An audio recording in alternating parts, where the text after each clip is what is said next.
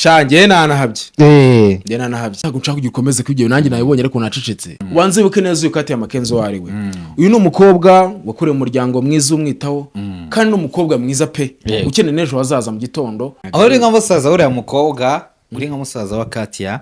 ukabona video ya boyfriend we imeze kuriya ukavukire ngiye mvuge mu buryo bwanjye aho kugira mvuge ngo batandukanye ngo bagere ibyo byose mushaka kujya ushireho Sylvester narasezeranye ni byiza cyane si byiza se buriya barakore nkunda ko bagera vuba ariko ntuze kwibagirwa akantu ugize gutangaza hari ikintu ugiye gukora buriya mana yanjye ndashaka kugira ngo aho basengera ku musozi wa Kanyarira haba ku musozi wuhe aho bajya hose ikintu cyo kuvuga ngo hacked account y'umuntu kuri Instagram full stop ubu no kumucuruzi w'intwaro ureba muraringashyizemo akose hari icyo gatwaye buryo kubwira abaturage ko bahita babonaho amafaranga y'imyenda yanjye apa ari amajwi yari nayibanga yego ese undi nudatwika muri showbiz ahangaha ndashaka kugira ngo ntuze kwibagirwa yuko uyu Godfather kuba yakora akakaro kameze gutya mbaye ndi uwakira urukundo ni ikintu cyiza nakwiye kuza nkabwira abanyarwanda kubera ko mfite abakunzi benshi bankunda biriya ntago ari uko batandukanye ntugo twika se before hari ryari byabaye byari byabaye se uyu yewe mu buryo kwisanga mu Kinyarwanda ahangaha uzi icyo cyabaye kugira atangiye gukora biriya bintu Shatibu bafite channel se ntago wamutamitse se ntago yari atamiye akanyenyero rya mbivuga nabi arimo aramwishyuza amafaranga yiwe uzango ugeze bisa nanabireka Shadi Barika next telefone agaro umuntu uri hasi revo yi Shadi buzijyamenyekaniye revo yi hari n'umuntu banganya ndashaka kugira ngo baze kintu kumenyekana Slim Jesus. Yes reka nongere mbahereze ikaze bakunzi bacu nanjye mbasuza mbifuriza komeza kugubwa neza aho muri mwese impande n'impande zitandukanye z'igihugu uyu munsi ngarukanye n'uwo bita Kavukire umeze gute akosire migena nakubwiriye yuko ntakundi uvuze ngo kavukire ninde kavukire ni nyinshi uvuga kavukire ubonye yayo producer Mike Mob genda cyari ya Kavukire Nyamirambo producer Mike Mob urakoze cyane kunyabukiriye kuri channel ya Slim Jesus TV Rwanda abantu banziho hashigiye batambona Slim ya hashigiye batambona kabisa kandi ibyo by'agaciro kuba ngarutse tu harashize igihe kinini ugarutse waritonze mu buryo bwiza cyane umeze nk'umuntu amaze iminsi ahantu mu mahugurwa runaka nta mahugurwa nari ndimo ajyanye n'ibintu byo kubungabunga magambo tuvuga mu kanwa kacu nanone hakazamo imishinga tuba turimo rega ntago ndi mburamukoro nge Slim ntago ndi mburamukoro mfite imishinga yindi nkora Kavukire Nyamirambo dufite ibindi bintu dukora ku muhanda bifasha societe yego nari mpugiye mu cyo bita Inziga Foundation no muryango utagamije inyungu ufasha abajene kijyanye na artist aho ukora hose waba uri umuhanzi waba uri umudesigner waba umu DJ waba uri umubyinnyi buri kimwe cyose kirimo artist n'aba businessman ushaka gusanga afite igitekerezo cya business ushaka accessinga cyangwa kugira ngo ashyire hanze bamubone baragusupportinga nta nyungu nimwe bagamije ari kugira ngo ibikorwa byekunda bitere imbere imbobo zishire ku muhanda n'abantu bafite ibitekerezo babitse mu mitima yabo bese no kwa ngo muri foundation yanyu murwanya ubuzima bw'imbobo oya turwanya ubuzima bubi bwose kandi uzi ko ufite ibitekerezo byiza niba uri umudesigner w'imyenda wibyicarana niba uzi yuko uri umuhanzi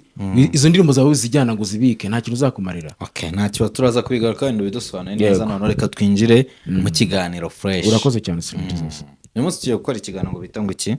ndashaka kuya tugane ku cyo bita industry Slim Jesus urabizi neza yuko ngiye ibiganiro byanjye buriya n'ibiganiro bikunda gukora ku mitima y'abantu ariko noneho ngubu nsigaye navamo ikintu ta breaking news kiramo ijambo ry'Uwiteka ndashaka kugira ngo uryo wumva iki kintu kuvuga mvuze ijambo ry'Uwiteka umvuye ko nshaka kugira ngo ibiganiro byanjye Uwiteka agendane nabyo umuntu ngiye kubyumvisha umutima ubashe komoka ijambo ry'Uwiteka rize kumufasha ubwo nyine ndashaka kugira ngo ubwire ko turitabaza umujyi wa Yesu no nshaka kuya tujye cyane tuze kurengera yego turitabaza umujyi wa Yesu umujyi wa Yesu turawitabaza dusoma muri Bibiliya turawitabaza dusoma mu makuru ari hano hanze ari gutrendinga turaza kuwitabaza dukoresheje iki ndashaka kugira ngo uze gukora icyo bita different utandukanye ijambo ry'Uwiteka n'ibikorwa by'inkozi z'ibibi zira ku muhanda ariko none ubashe kuba wampa umwanya nsobanura uburyo ijambo ry'Uwiteka ryabasha gufasha izo nkozi z'ibibi zikajya mu murongo muzima nta kuntu se twabanza tugahera kuri izo nkozi z'ibibi tukamenya ibyo bikorwa bibi bakora biri hano hanze ni ibihe none tukaza kuza kubisozanya n'ijambo ry'Uwiteka ariko twabanje kumentioninga izo nkozi z'ibibi ibyo byaha bihari noneho tukaza kubisoresha ijambo Slim Jesus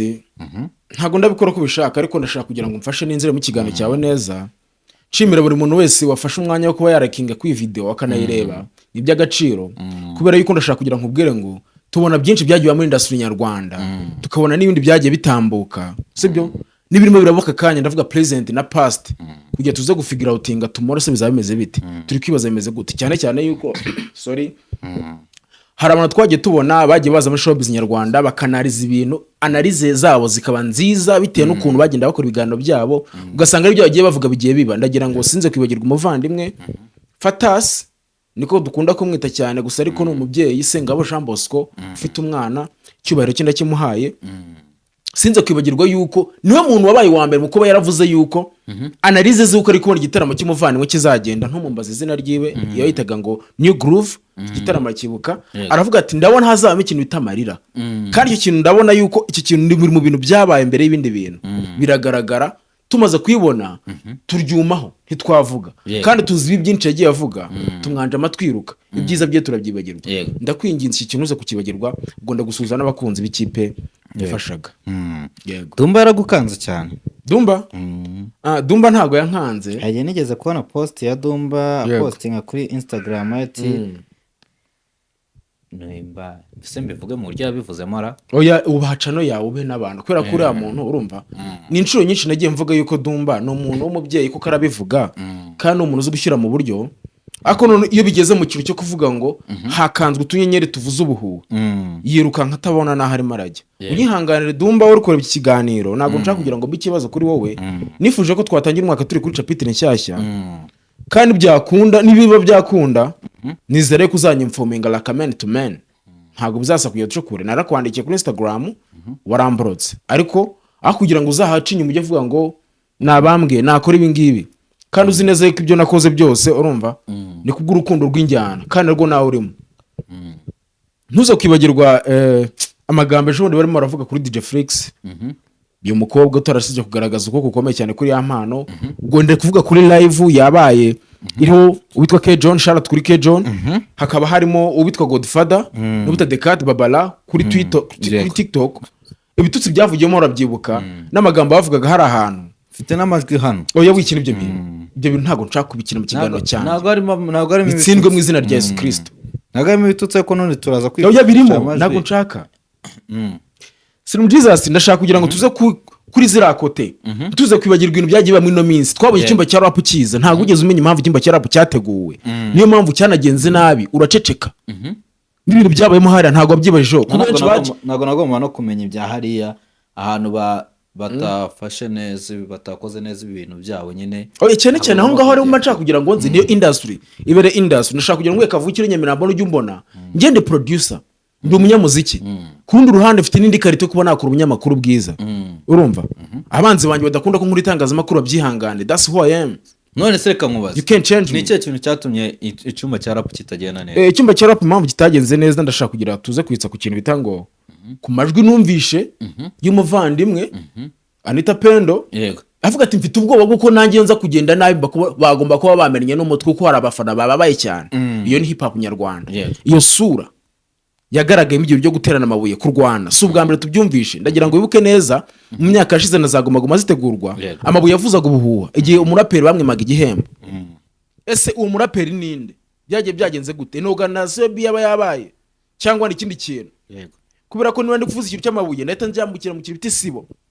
sinzi kwibagira ikintu cy'isibo uko baje kugura muri rya zina Mushyoma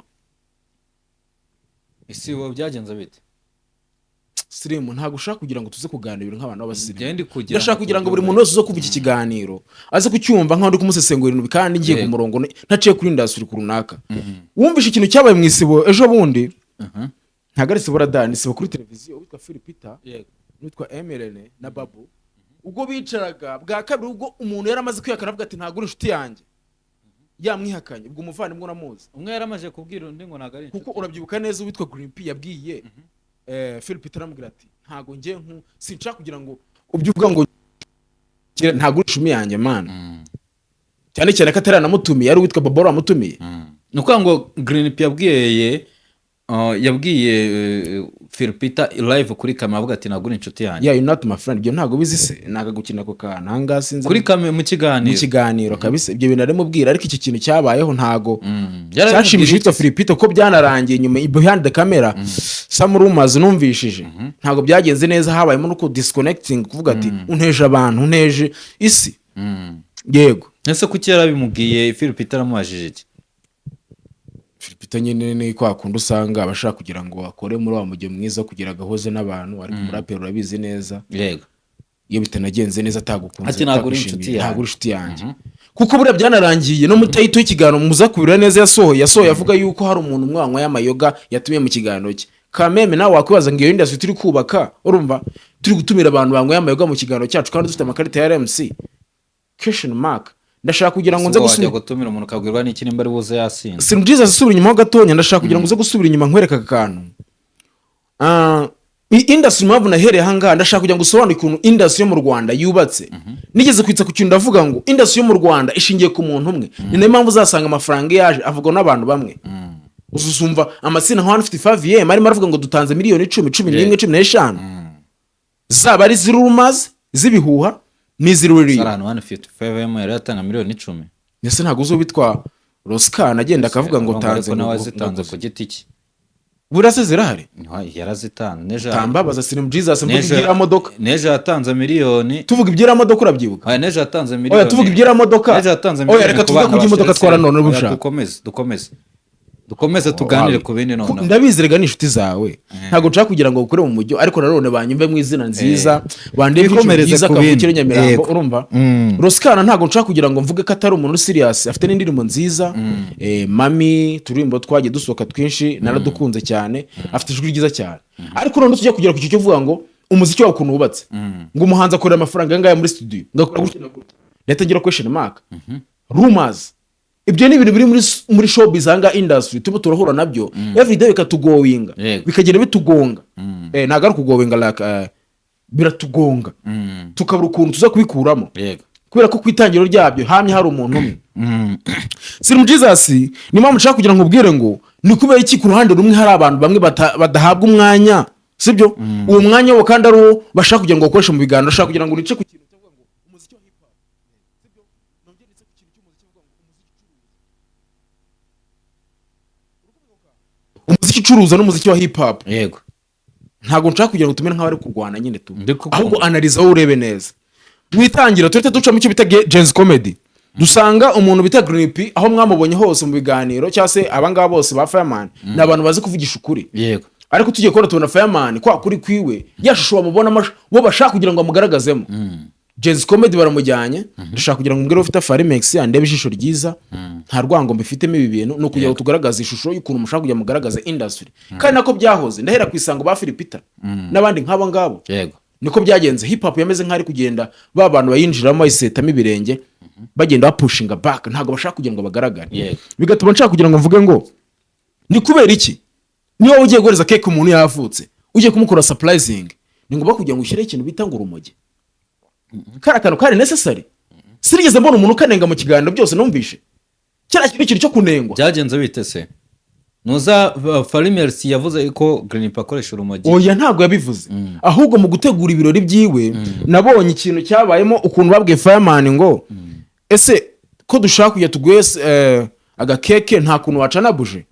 Fireman nyine nk'umuhu ku muhanda ari kura mu isogisi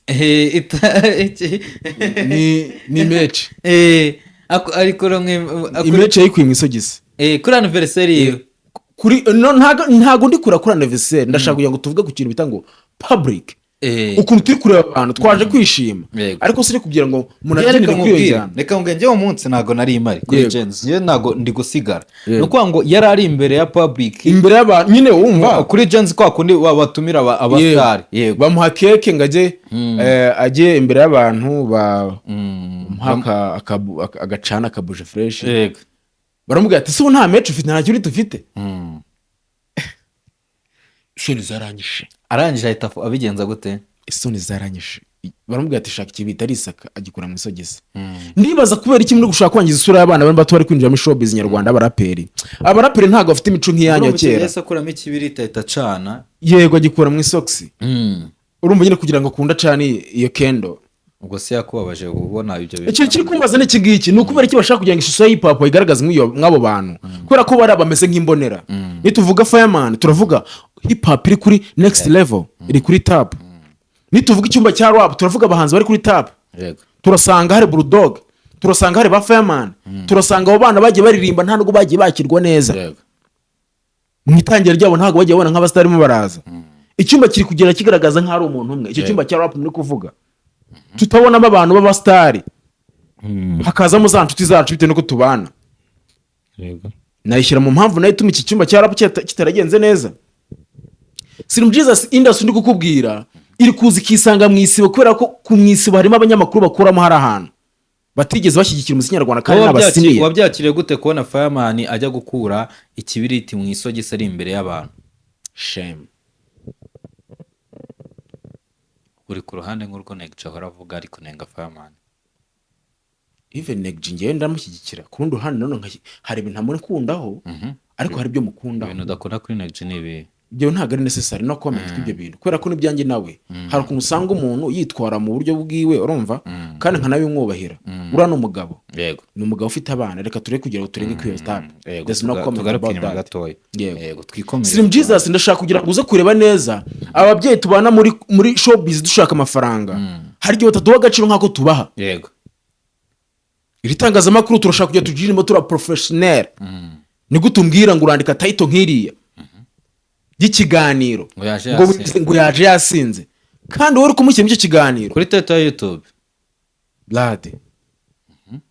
uwo muntu gushyira mu kiganiro abizi neza ko ari umuntu ufite agaciro n'umuntu yego first of all no kumusebya second time ni ukugira ngo ugaragaze yuko uri kwikura mu isoro ry'ibintu yakuvuzeho yego suri inshuti ye nubwo yabivuze gutyo again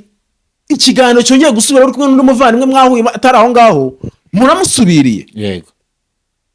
mfite impamvu uzi ikintu Slim Jesus ndakumva cyane pay attention ndakumva cyane byarenze kuba yavuga ngo uyu muntu ntago ari inshuti yanjye bigera kuri level kuba yavuga ngo imbwa umukungugu umwanda reka duse nk'abakinira abantu aka kantu banze bamenye nanjye mise mbibona yego Green P aje mu kiganiro yasinze yarivuganye Philipit yego Babu na Fireman barakomakomye biranga icyo ni ya rap iyo ni rap ndi kukubwira nyine yaje mu kiganiro yasinze aho ngo cyagera wibuke neza ko abo bantu ari abasiniya ariko yaje mu kiganiro yasinze ntabwo yari yasinze ugeze ujya gupima hari ahantu wasanze yasinze ese babivuze batabibona ikindi kibazo ndi kwibaza nashaka we yasinze ni kubera iki mutumira umunyamakuru umwe umufite amakarita ya RMC mushoboye ugatumira umuntu mu kiganiro yasinze ibyo ngibyo ngiye najya kubiregera serious uranshyira title nk'iyo ngiye ngo nasinze ntabwo Green P agomba kujya mu kiganiro se yasinze nese televiziyo yemeye gushyira umuntu mu kiganiro yasinze twumve nimba aravugaga nk'uwasinze iriya tablo kuri kiriya kikuta nino screen n'iki kindi bino bikuta bibiri bitandukaniye amaye ibiye bikuta ibi bintu bibana I'm so excited Slim Jesus n'inkora ibyo bintu ngenda we guhereza aha ngaha amajwi rwose ndayafite aha ngaha urumva kubera yuko uyu Green uri kuvuga ni senior uyu Green ni umuntu wakoze ibikorwa by'umuziki mu Rwanda kandi awukora ushaka ntago ari kugira ngo iteka tubone umuziki w'abanyarwanda babandi bari kuri baba senior aba bantu bitwa ngo n'aba promoters cyangwa se abantu bakora ku radio station bafite n'amakarita byemerewe n'uburenganzira bamanura umuntu bakamugira nk'atari umuntu kwanga hano Green P yari yafashwe nk'umusinzi muri make bamufasha nk'umusinzi no next time ikintu cyambabaje kimwe kindi ni ukuntu yirengagije akavuga ngo yego ngo namushaka iki umwanda ngo ushaka amazina bamwise mu kiganiro ejo bundi bakoze ari kumwe na Emerene yego ni amazina atari serious ni amazina atari sawa bira ntago ari akarita turi kuvuga ngo twigishwa ubundi kavukire Nyamirambo ndashaka kugira ngo mu izina rya Yesu ibyo bintu bitsindwe mfite impamvu z'iki kintu ndabizi ntabwo mukunda abanyamakuru ariko Slim Jesus njye nakiriye agakiza wakiriye agakiza ni byiza cyane kuko ndi kumva n'ibintu byagiye bikubabaza byakagombye kubabaza buriya byo wa mugani kubona bavuga ngo runaka yasinze ari umuhanzi ukomeye aba ari igisebo nanjye cyo ndakibonye twumva muri negative iteka hari abantu bakora umuziki urumva bari kuri tap akaza hasi kandi muri kubamanura ni wa muntu agakwiye kubahereza ijambo. Buri muntu wese umva ikiganiro cyanjye ndashaka kugira ngo umenye abanyamakuru ugomba kuganira nabo n'abo utagomba kuganira nabo. Siri muri uri inshuti yawe cyangwa ntabwo inshuti yawe? Ni inshuti yawe. Mana bimfashe mu izina rya Yesu uri inshuti yawe. Amen. Okay, dukomeze rero. Ndashaka kugira ngo ariko mbanze gukina aya majwi kubera ko ndafite aha ngaha ngira ngo je pense niba umuntu atemeye kugira ngo like you my friend you don't need to push to him man. Niba umuntu atemerewe kugira ngo kugira ngo mu bishuti mu kiganiro cyangwa se ngo umuntu agire izo chilling, there's no how you can wama pushing kuri your level. Yego. Jesus, where's my video? Dang. My phone is too crushed. Phone yanjye ntabwo igenda fresh, igenda buriza sometimes. Yeah. Ariko icyongereza kimaze kuba cyinshi none. Some side generation we have. Ijambo ry'Imana n'icyongereza byabaye byinshi muri wowe. Oya, ariko urabizi neza yuko urumva iteka nifuza ikintu cyafasha support, nka supporting urubyiruko nkabereka ibyiza n'ukuntu batera imbere. Slim Jesus n'ujya umbona kavukire uryumva ko kavukire zose ndi kuzivugira. Mfite impamvu uri kuvugiriza kavukire zateye imbere. Ntago zigeze zibuka urubyiruko rwo ruri inyuma. Ariko basi twegeka tubatere ishema tubereke ko twishimiye ibyo bintu bagezeho. Twumva ko dushaka no gutera ikirenge mu cyabo, bature mu ijisho ryiza, mu isura nziza. Abantu ategura ibitaramo kugeza n'ubwo uwitwa Emirene yarenzwe akavuga ngo mu gitaramo cyari cyabaye bwa mbere zagomagoma arajye kuzigarura. Aravuga ati yo mu cyoma Bubu ko watumiye abaraperi warababonje gihe. Avuga ibintu bya kera bya 2015 bya kera arabigarura. Ndababarana umutima wanjye ndavuga ni kubera iki mushaka kugira ngo mumve ko umuntu atahindutse kandi yarahindutse. Ahubwo ariko kurushaka kugira ngo mutware nk'ari igare. Ako hip hop urayikunda uri kwiburanira cyane. Ntago nkunda hip hop gusa nkunda umuziki muri rusange. Baraza batera imbere hanga harimo bita Mulix. Umuvandimwe rwose n'umuvandimwe Platini. Ndagira ngo ubwire ngo intambwe uri gutera mu muziki nyarwanda. Dukomeze rero tujye no mu bandi bantu batandukanye tunirukanke tugere uyu munsi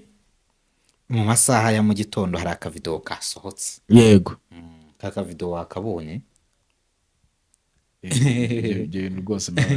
Aka video k'umugabo akaba umukunzi akaba umukinnyi wa basket. Yego. Ni umukunzi yiteguraga kurushinga no bita Katia Mackenzie. Yego. Video ye ibigize gutya igiye hanze. Yego.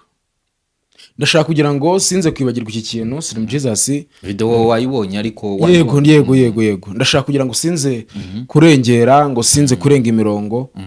Ndashaka kugira ngo wowe uze kurebera video neza uyirebe wibaza ngo yasohowe ite cyase byanze gute akizanirize mu gihe kuzikora wanze buke neza uyu Katia Mackenzie wari we. Uyu ni umukobwa wakoreye umuryango mwiza umwitaho kandi n'umukobwa mwiza pe ukeneye nejo hazaza mu gitondo kugira azasanga yari mu buzima bwiza. Nta mukobwa wanga ko wari umubyeyi mwiza, wanga ko wari umukobwa mwiza wajya kugaragara imbere y'abantu bakamubona mu cyubahiro. Ndagira ngo tuze kwibuka yuko uyu mukobwa no mu buzima bwiwe iteka aho nagiye kubona mbona video zigenda zisohoka ntago mwitagazamakuru amwakire neza kandi n'ukuri ntago ari ijisho ribigize areba abantu. Kuko turi kuvuga bya byo kuvuga ngo telefone abahanzi umva ko no cyagiye hajemo n'ishinishe Kevin igihe statement zasohokaga twabonyemo izina ry'umuntu ariko mu kuribona ntago byigeze bisa neza icyo gihe. Tubona yuko uyu mukobwa bisa nkaho kakana kuvuga ngo ntago yaturebye neza ijisho ryiza abantu bavuga ngo kuko umva yuvuze Kevin nabi umuziki muri rusange wa hip hop ntago ugaragaje neza. Ndashaka ntuza gutuma mvuga ibintu utari sabanga Slim Jesus. Uyu Katia Mackenzie ukunda mubonye ngewe ni umukobwa wifuza kugira ngo abeho neza. Tureke kugira tube abantu tumwaka yacinse kugira ngo abeho neza. Urumva? There's no comment nashyiraho ahantu irenzaho. Kumuvugaho byonyine nira video yasohotse ni harassment. Nayifata nk'uburyo bwa harassment. Katia Mackenzie ndebe ijisho ryiza. Kavukire Nyamirambo ntago nakwifuza kugira ngo cyane cyane yuko Mackenzie n'ahantu batuye urumva. Manukura ntago ari bibi cyane. Aho uri nka musaza uriya mukobwa uri nka musaza wa Katia ukabona video ya boyfriend we imeze kuriya wamwifuriza ko akomezanya n'uwo mutipe cyangwa se wenda tureka kuvuga kumwifuriza wamugira inama yo gukomezanya n'uwo mutipe cyangwa couple yabo wahita uyisenya? Mbere na mbere ndashaka kugira ngo ubwize ukuri yuko urukundo ntago rugendera mu miryango, ntago rugendera ku muntu. Katia Mackenzie ni umukobwa mwiza yego kandi umukobwa wifuza kugira kundwa. Anyway, nura muhungu ni umuhungu gentleman. Ku muntu yagurirwa n'icyanga kiriya niko umuntu agenda akagwa muri jail man, akagenda akarya ibishyimbo cyangwa se n'ibigori akajya kubitapfuna. yego Ntago ari ikintu kibi. Ndashaka kugira ngo wumve yuko n'ubuzima tuba mu isi ibibazo. yego Ntago rero nakumva yuko ngende umusaza najya kubwira uriya mukobwa ngo reka umuhungu. Ni umukobwa mukunda. yego Namushyikira kugira ngo ahubwo amushyigikire amukunde muri bya bihe bibi arimo. Byuko biraza video zasohotse kandi umukobwa aramukunda. Uriya mukobwa agira n'urukundo rwinshi buri kigaragara cyo. Siko nibaza ni mwari umutima. Ndashaka kugira ngo ntuze kurengera rero kavukire ngiye mvuge mu buryo bwanjye. Aho kugira mvuge ngo batandukanye ngo bagere ibyo byose nushaka kujya ushyireho. Nyaboneka mureke kugira ngo mushaka gutere intambwe mu cyo kugira ngo turwane dutera abantu. fasha gusoma iyi message Yego. ni comment banditse kuri nuza yiwe Yego. unadufashe kuyisobanukirwa. Yego. yego Yanditse ngo this guy has akede na urumva Yego. pretty much every girl in Kigali in this apartment in Nyarutarama on the road under pharmacy council. Everything you leave, there always a girl that replace you, and it's always a different girl. All right, oh girl, even take this. Ego komana yanjye mana amagambo arimo arasinga cyane. cyangwa bidusobanurira muri make None se koko mana we ni umukobwa byanditse se? oya ni umuntu wateye comment kuri nuza ni comment Nyine yavuze ngo urumva uyu muhungu araburije buri mukobwa wese. Ntago nshaka kuvuga kiriya kintu cya akedi izina ry'Uwiteka. Yego in Kigali in this apartment Nyarutarama on the road under pharmacy council. Yarimo araranga nyine ngo apartment kuri apartment urumva ari Nyarutarama on the road council urumva every time you leave. nyine arakurangiye ahubwo umukobwa urumva ko iteka yasize umuntu urumva umukobwa ndetse umuhungu yari player. twigendere tumureke nuko nyine ari player nese ntago byumva Ndi kubyumva ni nyine. kuvuga ko nyine umukobwa kuri apartment ye ngo yinjizaga umukobwa umwe asohora undi. Ese hari ikintu mvuze kibi kwinjiza umwe usohora undi hari ijambo rimwe bimvuzemo Nyine ntago nshaka kugikomeza kwibyo nanjye nabibonye ariko nacecetse. yego Kumva nyine kubera yuko nyine urumva ngo yabaraburije cyane kubera yuko urumva niba ari ikimene bakenaga mbivuge nk'iryo jambo yabakinaga ikimene ugasanga hari kuvamo hajya mu ndi. Ewe Katia Mackenzie ndamwihanganishije. Ntago nagira ikindi kindenze na kuko iyo ni inkuru ibabaje cyane. Anyway sinze no kwibagirwa ibintu bya Mutesi Jolly. Nabonye abanyamakuru benshi mwahagurutse mwahagaze kandi tuzi neza yuko urumva byinshi byagiye bibahanga. Mutesi Jolly yagiye abo wa mbere mu kwitanga. Ndashaka kugira ngo Mutesi Jolly dusubire inyuma ho gato nkubwire ibi bintu. Wari uzi neza ko Mutesi Jolly ibihembo byose yagiye twara akabizana mu Rwanda nta numwigeze witsaho neza mu bantu b'abanyamakuru nta byikijeho neza. Tuhera ku gihembo cya mbere urumva igihembo yakuye niba ari Zanzibar niba ari Zambia yego igihembo yakuye Zambia cyavuga rikijyana urumva ira award ntago abanyamakuru bakijeho neza bavuze ko ari byo kugura. Nituze kwibuka neza turasanga urumva bamwe abanyamakuru none urazusanga no kikubaza abanyamakuru benshi bakora kuri YouTube hangaha bikije kuri iryo zina ntago baryikijeho neza. Banavuga ukuntu ngo ari ukuntu usanga ngo umuntu atera imbere utari serious. Ndagira ngo nkwibutse neza ko Mutesi Jolly nuza gusubira inyuma neza mu mateka urasanga n'ikigo yizeho byose kaminuza zose afite kuva muri Uganda Makerere arangiza university. Yaje n'umukobwa witwaye neza yisanga muri Miss arayitwara mu kumara kuyitwara twumva andi magambo atari sawa muri Miss Rwanda yaje hariya. Mutesi Jolly ntabwo bamwikijeho neza. Niko kuntu usanga utegera umuntu umutego umwe ugashanga no mutegeye buri gihe kugeza ubwo yagiye muri university ikomeye mu Rwanda hanze man muri Amerika Harvard. Wari winjira uwe no kugira ngo uzanabitekerezo umunyeshuri kugira mwakiri birakomeye ahantu na his excellence ajya agatanga ibiganiro. Mutesi Jolly agenda atanga ibiganiro birakundwa. yego Ntibagirije ko Mutesi Jolly atasibye kugira ngo arebe urubyiruko abana b'abakobwa abafashi atiriye atikunze imishinga myinshi ikisanga buriya n'abakobwa yego kuko twagiye twumva n'izindi story z'uko ngo Kenya nako hari ngo Tanzania ibintu bya East Africa nta bintu zise nta kintu mbi sinkikegeta rega ntago nkikegeta giye rwose ibintu ubimbana musi kuko mfite byinshi navuga ariko Mutesi Jolly ntiyasibye kugira ngo abe wa mukobwa uzi kugira ijambo ryahaguruke hagarare kuba nawe bakobwa Mutesi Jolly undi abijisho ryiza yego ntago nshaka kugira ngo buri muntu wese afate igikorwa kimwe cyabaye cyuko wavuze gusa ngo babyurireho bakwishimira hejuru bashaka kugira ngo bagaragaze ko ibyavuze byose ari ukuri uyu Mutesi Jolly haye byiza u Rwanda ibi byinshi ya presence u Rwanda igihe we ntabwo wababajwe nuko Mutesi Jolly yahakinzwe account ya Instagram bakayihakinga mbere na mbere ndashaka kugira ngo nsubire inyuma nkubwire ikintu cyo kuvuga ngo hacked account y'umuntu kuri Instagram full stop ntago zira account zimeze kuri ya account ziva kugenda none ifite verification Brad oya gifite amakuru ariko Mutesi Jolly nekeza ko yavuze ko yahakinzwe yari yahakinzwe simfite comment narenza aho ngaho ngo mbyemere cyambi hakane mukunda balance abanyamakuru ariko ndashaka kugira ngo wumve neza yuko I'm not agree with him Mutesi Jolly excuse me ntago nshaka kugira ngo tubire nkaho tumwe turarwanira ibihemba hangana ninde watsinzwe twumve ko niba umukobwa wari uduhagarire nkuriye mwiza bigeze kuri revo bavuga bira bintu ntagaruka aguye wenyine natwe turaguye ishusho yacu natwe igaragaye nabi tumukomeze tube hafi ye twumve yuko ibintu biramubaho ni ibihe bitari byiza cyane cyane yuko ingugo difata subwa mbere mwikijeho ari amajwi yari nayibanga yego ese undi nudatwika muri showbiz ahangaha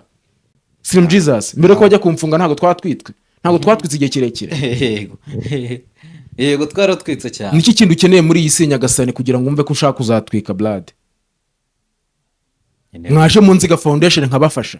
mwaje mu Nziga Foundation ko dufite abaterankunga beza bazatwumva bakadoreza ibyo dushaka tugatera imbere u Rwanda ruteye imbere kandi twe tuba duteye imbere Mutesi Jolly inyungu yiwe yagira mu kubehagarira u Rwanda ni niyo nayo wagira yego nk'aya majwi isa nk'aya purengaho gatoya yababa we Slim Jesus ihangana kimwe gatoya ihangana ki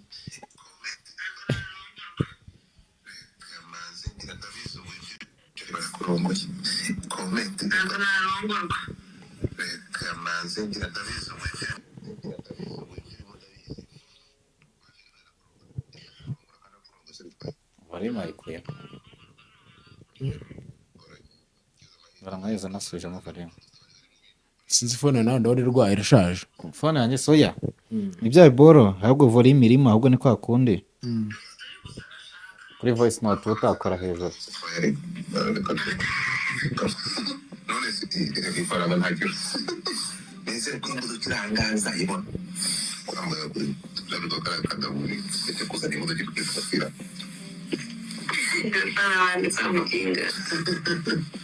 kwimana reka njye gufata ariko nyine ahantu mudafata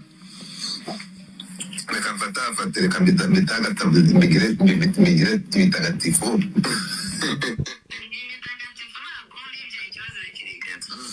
reka mbigire ibitagatifu ariko Jolly we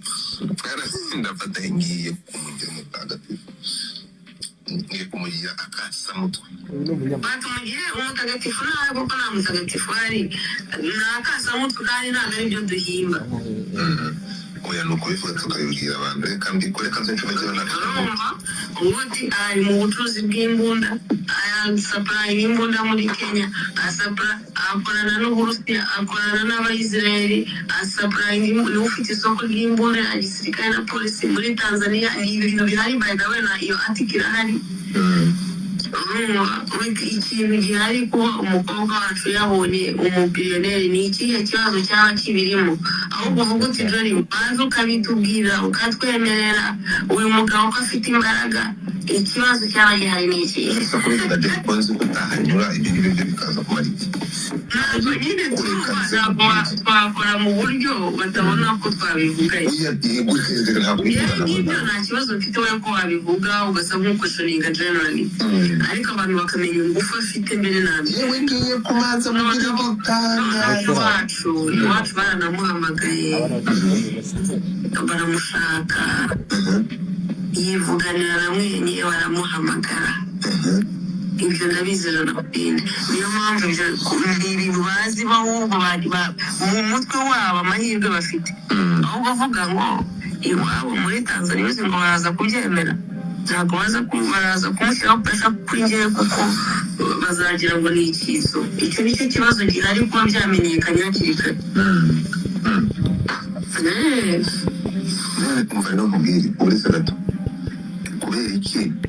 nuza kuri gukora ikiganiro cyagenze bimeze neza nyuma kubera iki udashobora kuza hano ukaza wazi ukavuga ati uri muzima umpinduye umucuruzi w'intwaro ugahita abantu bari kwandika ibintu bitandukanye ushobora kubivuga neza kuri njya kuvuga ubwo tubaza kandi nawe urabizi tuvuze birahagije bireke biraza kugenda bizi n'ibindi byose njya kuvuga icyo tugamije ntabwo kiri bube urareka uhinduka umucuruzi w'intwaro ureba muraringashyizemo gusa hari icyo gatwaye buryo kubwira abaturage ko bahita babonaho amafaranga y'imyenda yanjye ava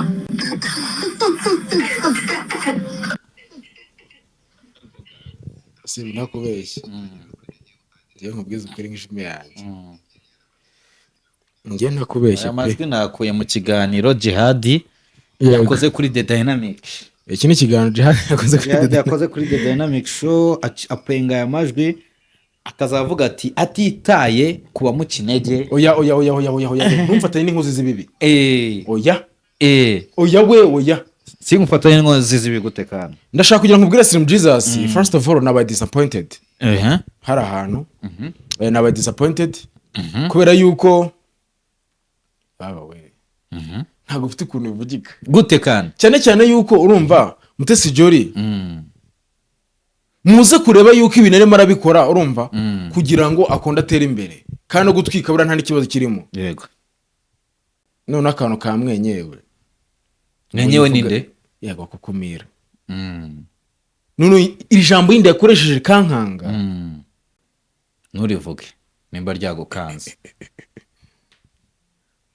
nawe udakanga n'abana udakanga abandi kuko ibyo uri kuvuga biragaragara kuri kamera Slim Jesus ubwiza ukuri man ndashaka kugira ngo tuze kura yuko Mutesi Jolly ibintu yahaye igihugu cy'u Rwanda ni ibintu byinshi kuba iki kintu cyamubaho ni kwa kuntu uri gushaka kugira ngo ubake urukuta rukomeye ugasanga hari ikindi kintu kijemo kitari cyiza maybe kandi nawe hari ukuntu abyivugira urumva hari ukundi kuntu abyivugira ugasanga aravuga ati icyo tugamije ntabwo ugomba kukimenya yego na comment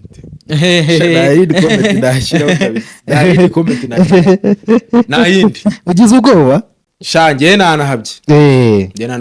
ariko nta bintu birenze birimo oya nta bintu birenze birimo muri kubukeka none ahubwo reka nkubaze kugira ngo amajwi ajye hanze urabona byatewe n'iyo mpamvu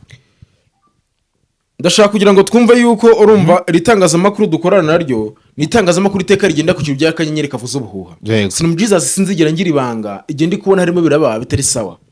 ndashaka kugira ngo uze kwibuka neza yuko natangiye kubwira ngo industry ikibazo kirimo turebe cye abantu bamwe tureba ibintu bimwe iyo tugiye kuvuga umuziki nyarwanda tuvuga ahantu hamwe tuvuga ibintu by'amakuru byasohotse tuvuga ahantu bamwe niwe tavuye ku isibo biravuga ku banyamakuru bakomeye kubera icyo aho hantu tuyibaza kandi impano nyinshi zigenda zizamuka naho ko ibiganiro byinshi bagenda bazamuka ntabwo tubasha kuba twaha amatwi sindibuze kwigirwa ko uyu Godfather ni umuntu wagiye ashyamira n'abanyamakuru benshi hanga mu Rwanda bitewe n'uko batagiye bahuza ku ngingo zagenda atangaza ngo nditsa ku izina ya Gopondate sinze kuryibagirwa even nawe ndashaka ko mutabanye neza ntabwo mureba n'ijisho ryiza ndashaka kugira ngo ntuze kwibagirwa yuko uyu Godfather kuba yakora akakaro kameze gutya ushobora gusanga arimo anatenguha umuntu agira ngo umukanda akanyenyeri adasohora ibyo bintu nese reka nkubwire kugira ngo ashyire amajwi ya Mutesi reka ne kubimushinja kuko sinzi nese unini we yahashyize hanze ari amajwi yarayibanga yari muri codings asubira ndi codings ndi buriya ahubwo sininde ndashyize undi ayo majwi yundi hanze ubu ikintu ngiye gutangira kukibaza urakibaza nde ngiye mfite kurungu nkora ibintu byanjye nukajya mbaza nkubwira hari ukumva afite amakuru nkabimenya nyine tu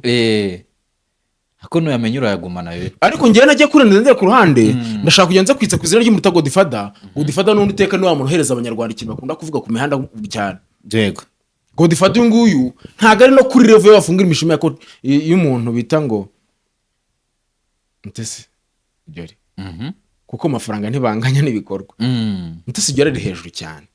ni umuntu wateye intambwe kugera naho mu gihe bari kumuvuga nabi, mu gihe bari kumuvuga nabi we atitaye kwa muca intege, ari kwirebera, ari kujya mu mipira, ari kujya kwirebera match za Arsenal, ari kujya, mbese uri kumubona ko ari umuntu wibereho ubuzima bwiza wishimye. Iriya niyo mpamvu ituma bavuga ngo ni Miss Ibihe byose. Niyo mpamvu ituma bavuga ngo uyu ni Miss Ibihe byose. Uyu mu Miss Ibihe byose ukora iteka kugira ngo agaragare muri showbiz nyarwanda, kandi agakora ari muri showbiz nyarwanda afite umuntu umwe ahungabanyije. Iyo ni Ike iteye ubwoba, bagakora ku giti cye. Wagakwiye gutinya Mutesi Jolly ahubwo ararenze. Ukwiye kumwuba kubera ko ukari gutanga inkuru zo kuvuga. Arashaka kugira ngo content ze zigaragare cyane. Ni win kuri we, kubera ko ntago ashaka kugira ngo aze kuziza mu matiku yanyu. Niyo mugiye kumwanariza mu muvuga nabi. Iki kintu cyumve, mbese numva impamvu ahubwo. The content creator mwiza ni nuvuga ku mbuga nkoranyambaga cyane cyane ko igihembo yanahawe muri ira niba ari icya gihembo cy'abantu bakurikirwa cyane, yaragikwiye best influencer. Yakibonye icyo gihe cya kindi wavuze yabonye. Yego, ni igihembo yakuye muri kanze ndebe niba nta kibazo wakiriye uwo kuri phone akora wakora ifite yuzuye, wareba ukaza kuko ni igihembo gihabwa n'abantu bakurikirwa cyane, yarahigitse abantu b'abahanzi byamamare kandi biri international. Kandi kuri Instagram wese yabimentioninzeho. Yajya kuri Google man akujye wandika kuri Wikipedia igira amakuru yaje. Ikibazo nanjye banasinziriye. Yego. Ira award yari habaye ikwiye kabisa, nta kindi kintu banarenza ko ibyo bintu, kubera yuko tugiye kurenza byaba ari amafuti. Mutesi Jolly rwose ni umuntu urenze cyane. Mutesi Jolly ni umukobwa rwose witeje imbere aha mu Rwanda. Ajya kuvuga ngo imyenda disappointed. Ariko yambara imyenda ihenze. Uba biri kongora cyane ku neka ndebe. Best motivational speaker of the year. Zikomo award. Bayita Zikomo award. Ira award ihaga abantu bakurikirana ku mbuga nkoranyambaga cyane. Oya ne bibazo nta muntu umenya, hari igihe uzi kuri gukora content nziza isanga hajemo tubazo na wambe. Bira by'amagambo y'abara abantu bavuze ngo iki n'iki. Kumira. Nge ntago ndi muri portico, ntago ndinjiramo hari ahantu. Wese cyokoza nyine ese reka nkwibarize.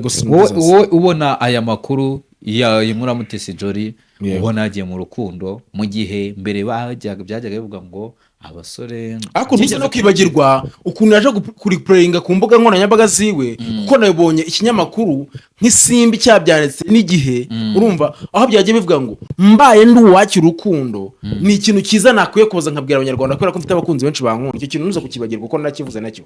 yarakivuze nacyo. Ntuze kukibagirwa amakuru nanjye bigiye kuyabwira abanyarwanda ngo bamenye ko yaza akabwira abanyarwanda ko agiye mu rukundo ni ikindi kintu cyiza. Slim Jesus niba atari kubya accepting avuga ko ari mu rukundo, don't push him. Asuni kuki abantu bamuhatira kugira ngo avuge yemere ko ari urimo. Haka abantu nabo ni mwiza reka. Baze ko ari kumuhatira ngo yemere ko ari urimo, kandi nimba se adashaka. Gusa ngiye ikintu nabonye nuko nabonye uyu mugabo bavuga Rugumi, nuko nabonye ari umuntu wenyine following kuri Instagram. Yego, kira ni ikintu cyagaragaye yuko ahubwo ndashaka kugira ngo uze kumva yuko maybe hari connection iri hagati yiwe nawe, wenda afite ukuntu ahuza. Sinze kuba nk'aba bandi bavuga ngo akanyenyeri ngo mwitugatugo simbishyiremo byabi. Ntabwo bizi. Oya tubireke. Kumire nyine ntinze kujya mu igero ry'abo bantu nkumire, ariko tuze kugaragaza yuko nyine urumva kimwe nuko ashobora kuba hari na business runaka bafatanyije. Maybe ni umuntu nawe uteye imbere cyane. Ikindi Mutesi Jolly ubushize yajyaga muri Tanzania, sibwo yategura Miss East Africa muri Tanzania. Ako nakomeye ntuharenga ahantu afite byinshi ntavuga. Yego twikomereze rero, ndumva ariko twanasoza. Niyo mpamvu ndashaka kugira ngo niyo mpamvu nshaka kujya nkubwira ngo industry nyarwanda urumva ukuntu igenda igaragaza, ukuntu igenda ikora akazi kayo, ntagaribwa byo kugira ngo umuntu atere imbere, nubwo kugira ngo wagusha ahubwo wazamutse. Twagiye tugaragaza abanyamakuru bagiye bakora ibikorwa bitari sawa, gurusa gusanga n'ikinyamakuru nka Jaras TV ndaza kukitsa icyo kintu. Bamwe bavuza nduru birwa bavugiriza induru hari ahantu, sindize gusa kwitsa ko kantu, kubera ko wavuza induru kose abantu bagoreza amakuru n'ibyo uvuga byose wowe watumwe.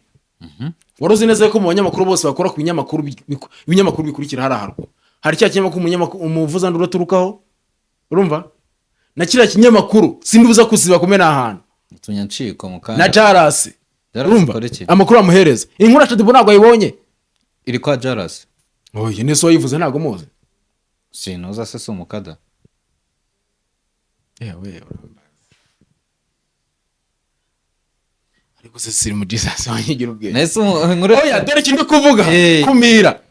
sinshaka kugira ngo nte amaboko inkuru ya ataraje Shadibu inkuru ya Shadibu ko yaratandukanye na yewe si yo ngiyo hari yindi biriya ntago ari uko batandukanye ntugutwika se before hari ryari byabaye byari byabaye se uyu yewe mu buryo bwo kwisanga mu Kinyarwanda ahangaha uzi icyari cyabaye kugira atangiye gukora biriya bintu si uko se ngo yari ntago yakomanze mbivuge ntago yakomanze bikanga ntabwo yishyuye Shadibu se kwishyura bitaraba biriya bintu ntago yakomanze bikanga yabanje akora indirimbo biranga oya ahubwo avuga gukomanga gukomanga he kandi ese abakomanga bagira ngo babakire neza ne yakomanze kwande banga kumwinjira ko yinjira ahubwo gatume ntunga urutoki nabwiye ngo nashaka gusura kurya ibigori niyo mpamvu ndi kubwira ngo ndasiba kugira ngo ntunge urutoki ndashaka kugira ngo yarakomanze muri kwa kugira ngo injire muri industry nyarwanda abantu bamubona nk'aho atari serious kugeza ubwo twaye tubona abandi bahanze bagiye bazamuka tubabona barimo barapostinga bavuga ibyiza byabo babatumira ku maradiyo ubwo nditsa ku izina rya Kavukire muri rusange n'abantu zose Kavukire zakoze ibiganiro ahangaha babaha ibiganiro ku mateleviziyo yabo bitewe nuko byabanje kuba saga batukanye ribu yakumiriye babona ko byari bidasanzwe byageze no kure ibukuru babibonye ahangaha baravuga ngo nibwo tugomba kubona ko muri kuri level hari ahantu yewe ntabwo ari kuri ya level mu gukomanga kwa hari ahantu yitabaza kiriya kintu impamvu ubwira ngo ubusa breaking news aranshyiramo sangwa ka breaking agake ariko wende kukajya nukagereho nimba gateye ubwoba ntabwo ateye ubwoba bira ni ibintu bisanzwe kubera ko ikintu ndekubwiye cyangwa kiri kuba ahangaha n'ibihuha barimo barakina comedy muri showbiz nyarwanda ntabwo banye inkuru yasohotse ivuga ko ngo miki wanyu ngo iki ngo tumbo ngo vimba aya byari prank yarari gukina nyese ntabwo wabibonye biriya biri se mu kimwe nawe ni mu kizuru kimwe aya ntabwo Shadibu na ese Shadibu nawe bakina prank ye Shadibu bafite channel se ntabwo wamutamitse se ntabwo yari yatamiye akanyenyero rya mbivuga nabi arimo aramwishyuza amafaranga yiwe amwishyuza se amwishyuza iki amwishyuza amafaranga yiwe amwishyuza iki ko Shadibu nawe kimeremo arakina hari ahantu inyungu zari zimutwe tumaze kuzima yewe wagiye gusohora n'indirimbo se ku buryo byari prank noneho itwikira indirimbo yewe uzango ugeze bisa nanabireka kubera ko urashaka kugira ngo njye hasi njye kuvuga n'ibintu byabayemo hari ahantu ndashaka kugira ngo mvuge uyu Shadibu mbere yo kugira ngo azamuke uzi ikintu cyabaye abo umusitari byagenze bite Shadibu siyo katakina siyo ko pakina kwisanga ko ameze kurema aravuga ko urumva mutini ushaka kugira ngo mvuge ibintu bya Cecurine ibyo bintu nabyo bitangiye kuvuga nta hari ikintu mvuze hari ikintu mvuze uragira ngo mvuge ngiye abantu bage bwambwira hanga ku mwana ejo hari agatweet Shadibu yakoze ngenda gakunda ariko kumira hari agatweet ejo Shadibu yakoze ntago ari amatiku ye oya ntago ari amatiku ye ni ibintu byiza cyane reka nze nkwereke tweet ejo Shadibu yakoze sirimu ntuzaze kuntakira Shadibu ahangaha oya urumva n'imitamiro y'abantu yose nzi imitamiro yiwe ni byeri nziza asanga abagurira kubw'iki se Shadibu reka turebe ibitabo bibumbura bumbura ibitabo ibyo uri kuvuga oya nuko ngo bumbura wowe uri kumbwira ibyo bintu ngiye urumva nabyemera uze kumbwira uwo muntu kumbwira ntunamuvuge mu kiganiro cyanjye ibyo bintu nsatse nkavuga ibintu byiza bya Shadibu kucyumva ko mwakumva ibi by'umuntu gusa cyumva ko mwakumva ibi by'umuntu gusa siri mugiye none misengera agahinda man siko bintu mbwiye bintunguye ni gute uri kwifata ukavuga ibyo bintu kandi mu kiganiro Kavukire ndi mwahanga urashye ibyo vuga nabize kankwereka ka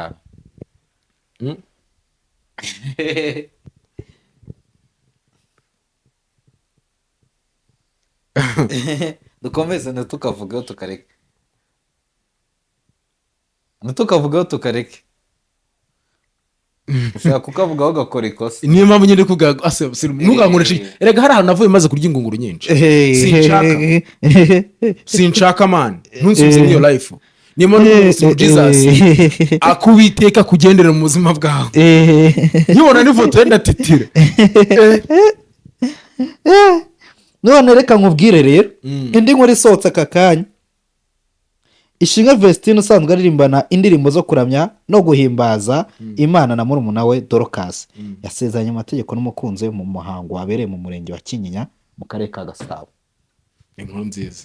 Vestine na Dorcas Vestine arasezeranye ni byiza cyane si byiza se buriya barakore nkunda ko bagira vuba vuba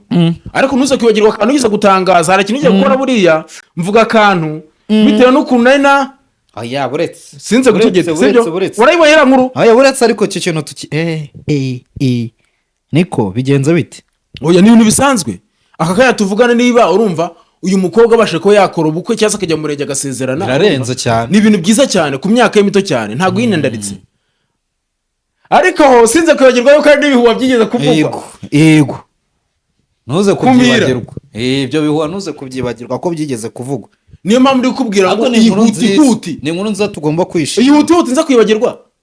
yibagirwa hari ibintu regana numvishe kare, rega n'ibintu ugomba kwibagirwa, nese ibintu byose tugomba kubyibuka. cyakoze ngo hari ibintu kwibagirwa. Nibyo tubona nituwe, hari n'ibyo tubona nka biriya tubonye mu kaya tukaba tutagomba kumenya ko twabibonye. Birambabaza man. Nukuri nese hari ugira ngo niki gisoke iyo nkuru gukimenya wowe rero. Iyi nkuru ni gukimenya ubwo nyimenya, ariko hari ibyo narinzi biri inyuma rwose. Yego hari ibyo narinzi biri inyuma cyane cyane yuko ari n'umuntu nzi rwose ngewe. uwo bita Shadibu rero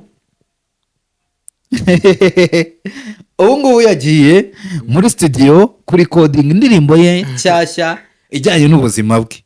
ariko kubera mu gitondo ngo baracyari kurira we na producer. Yewe sinzi umu producer ariko ni yewe baracyari kurira. Nese uko sinakubwira ibyo bitabo,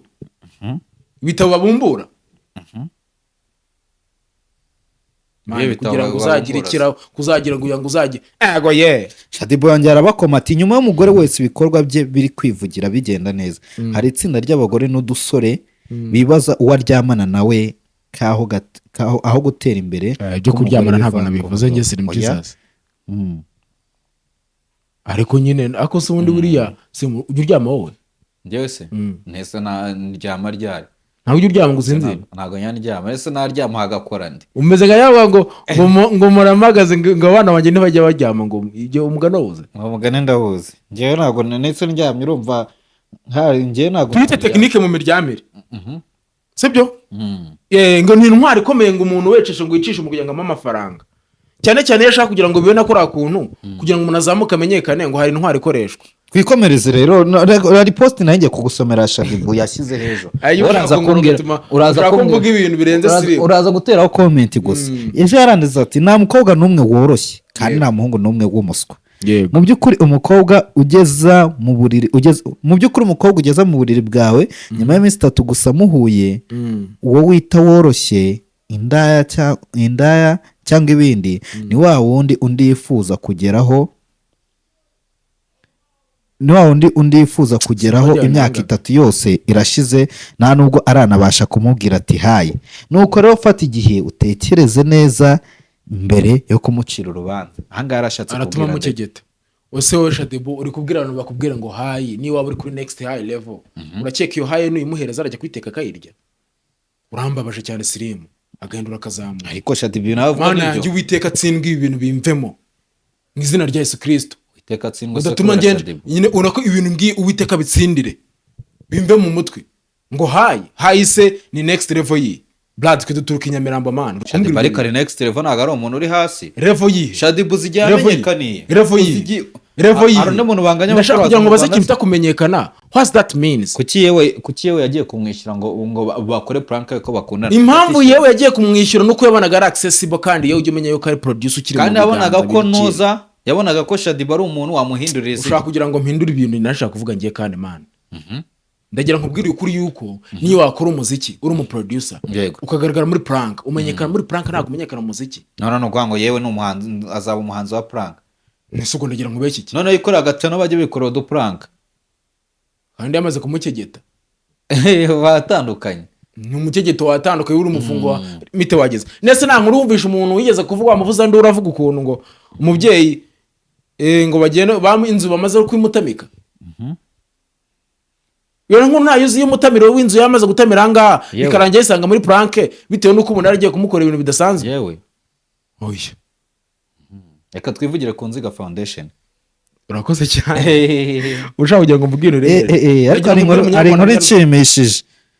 Ari inkuru nshimishije cyane. Ira nkuru ya Vestine. Ni inkuru nziza cyane kubera ko bari abakobwa n'abakobwa bakora Imana igihe kirekire.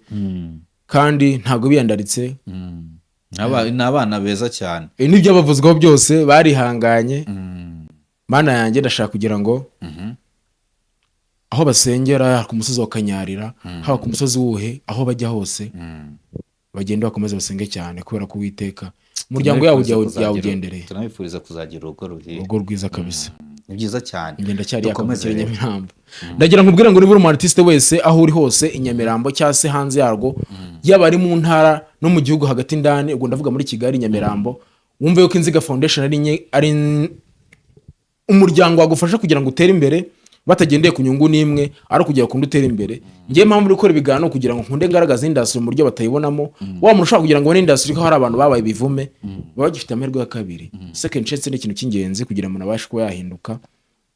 nubwo tutabura za maguyi Uwiteka azabidutsindira Yego. nkubwira ngo nushaka kugira ngo utere imbere hamagare nimero 0785 99 88 32 Ngwino mu Nziga Foundation turakwakira ese ubundi mu Nziga Foundation mukora iki Yego. mukora ibijyanye n'iki Inziga Foundation bakavaringa ikintu cyitwa ngo izina ry'umuhanzi bakanaririnda iki kintu mvuzeho ukitonde niba uri umuhanzi ni umu artist uri mu artist wese ukora umuziki cyangwa se ukora art yari yose ndagira nkubwira kuri sanga muri umu DJ even now Slim Jesus uri umunyamakuru kuko mu Nziga Foundation bagira icyo bita ngo Rwandan Youth urumva journalist ihagarariwe nande iyo Nziga Foundation no bita Emmy atuye hanze ne mu gihugu cya LA urumva nagari harya LA ni igihugu Los Angeles marika batari wa ndi wo muri Southern Hills oya nagari ngiye kuvuga nageze ngo nubundi uramuzuriye se ari Southern Hills ese jya numva abantu benshi bamukeke uzi ibintu yakorera Ivan Imana amukuye biki se samukorera indirimbo nziza buri munsi oya ndakubwira uzi mbere ko Ivan Imana ntabwo yarakoze ibitangaza ariko ubu ngubu bari ntabwo mu bitaramo cyari Ivan Imana agira ngo mu kigete mu kiganiro hanga mvuga ibintu byabaye Ivan Imana se nibiki yakoze bidasanzwe cano nyine sibyo si byabaye bikongera bikagaruka nese ubu ngubu oya ndakubaza bijya kuba wavuze ko yayibwe ubu ngubu Silvizo safashwa na Southern Hills se nameze neza nta kintu ngiye kuvuga Silvizo ndakumiriye Silvizo ameze neza inshuti yanjye nta kintu nshaka kuvuga abantu benshi afasha abantu benshi uriya musore n'uwitwa Emmy urumva n'uwitwa Jimmy bari gusapotinga Inziga Foundation kandi no nkanjye nkanda umuvugizi ahangaha uramutse ukeneye kugira ngo bakwandike ibikorwa bya byose babikavaringe byari fresh ushobora kuba umunyamakuru ushobora kuba umu DJ ushobora kuba umubyinnyi ushobora kuba umuhanzi bagira amashami menshi icyo bita Rwandan Youth Music Rwandan Youth Dancers Rwandan Youth Journalism urumva Rwandan Youth Videographer n'abafotografer ko bafite icyo bita ngo Kigali Update zirambuga zose ni izabo barazikontorora iyo umuhanzi abasha ko yakoramo indirimbo cyangwa se agakoramo igikorwa runaka bagufasha kubyamamaza yego ariko ikintu kiba gihari ni kimwe nyine tu ni ukuza ukabanza ukumva ibyo bakubwira n'ibyo bashaka kugira ngo ugendereho cyane cyane ko ntabwo wifuza kugira ngo ube uri umujene ufite ibikorwa runaka ngaha bitakugira akamaro kandi abikavaringa iyo ni Nziga Foundation n'abaterankunga ntabwo mbabujije simbari imise ndashaka kugira ngo niba ushaka kugira ngo utere inkunga mu kintu runaka ni byiza kubera ko urubyiruko turimo turasapotinga n'ubunyamuziki ushaka kugira ngo utere imbere ufashe abagenzi bawe mu byo barimo barakora ni ikintu cy'ingenzi ntabwo nkubuza kuko dufite na gahunda yo kujya gusura abavandimwe yego kuko abonye ko twabanje no kujya gufasha umuvandimwe Neg umuvandimwe abonye ko mwagiye kumusura ni ibintu byiza cyane